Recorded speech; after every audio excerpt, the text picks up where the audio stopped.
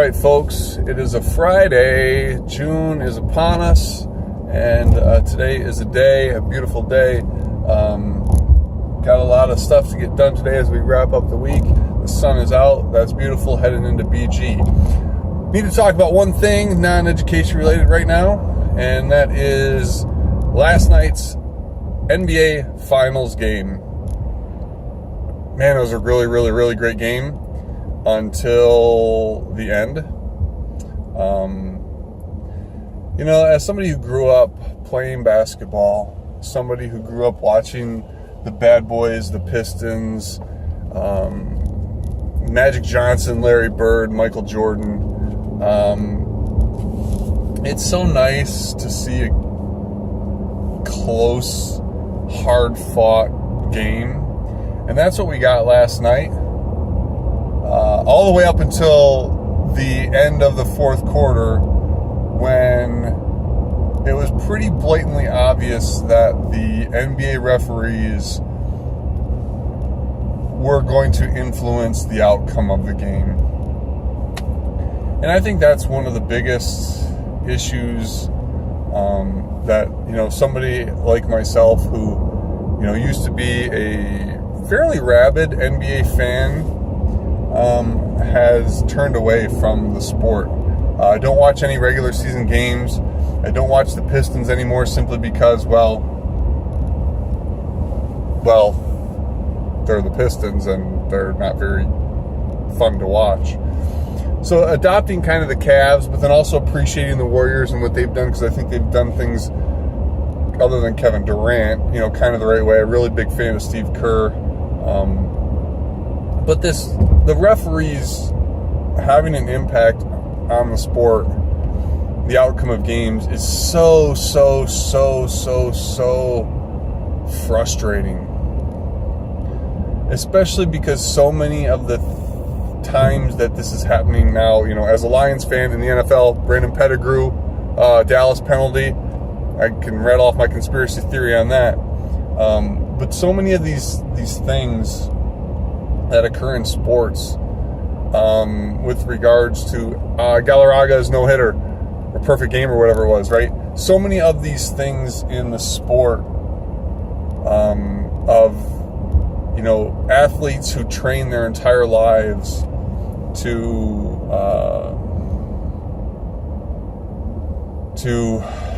win championships, to excel on the world stage, to be the best that they can be. So much of what the determination of their level of success is coming down to referees.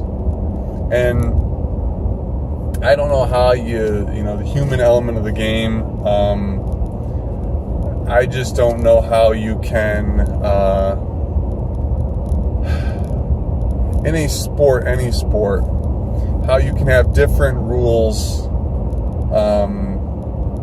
during different parts of the game. To me, that means, why even play the first, 46 minutes of the game if you're just going to change the rules in the last 2 minutes? Just make it a 2-minute game and let's save everybody time and, whatever. So that's really frustrating. The other thing that's frustrating that last night, similar to what happened with Pettigrew in Dallas, is the referee in position to make the call goes to make the call, kind of half calls, and then somebody out of position changes the call or influences the call. That's just totally unacceptable. How the NBA, how the NFL can let something like that happen and claim to be anything other than, a version of the WWE. I don't know. Because none of the stuff, the free throws, the J.R. Smith brain fart, the LeBron choosing to dribble out the clock and then pass, the kerfuffle at the end of the game, and the Warriors. The Warriors are funny because they're, as a team, they really only have to play really they can get by, they can coast by for roughly about 43 minutes of a game. They really only have to play 5 minutes to win a game, and that's just a testament to like just how fast that team can flip a switch and make 5 3-pointers in a row. But anyway, it's frustrating as a fan of athletes and athletic performances to have to like accept that as the outcome of the game. Even if there's a determination there, like, okay, so I'm in position, I see it one way, the other ref is in a position, out of position, he sees it another way. Okay, then isn't the outcome there a no call? Wouldn't that have been a much better response than to put a player on the free throw line and basically giving them points? You basically gave them points by calling the game differently, by making a different determination in the last 2 minutes of the game than you would in the 46 minutes preceding. And to me, am I going to swear off the NBA and never watch another game again? No, that's not realistic. Just like with, it's just not realistic. That said, has my viewing of the NBA and sports in general, because of how ridiculous we've allowed the world of sports to become, is it going to diminish, what I watch and how much I watch? Yeah, it already has. Since the brawl at the Palace, I've stopped watching a lot of NBA. That made it a lot. That whole Pacers, Ron Artest going into the stands thing made it a lot easier for me to stop watching a bad Pistons team, or stop caring about a bad Pistons team in the NBA in general. I watched the playoffs here. Okay, great. Same thing with the NFL though. Like last year, I was pretty hardcore. Or last couple years, I've been pretty hardcore about watching every time the NFL was on. This year, with what's going on in the NFL and the politicizing of things and how just ridiculous it is, I'm gonna watch the Lions. That's a given. I've got tickets, for God's sakes. But if I'm gonna watch games beyond that,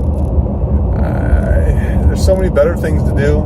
And if I'm just gonna sit there and watch 59 minutes of a game to have a referee make a call that makes the determination on the outcome, well, then that's really not fun for me as a viewer. So that said, on it today with some education stuff again, as always. So I will keep you posted on that.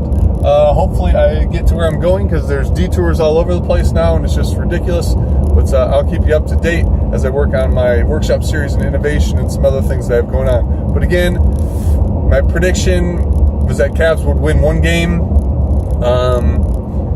Based on what I saw last night, they have it in them to win this series.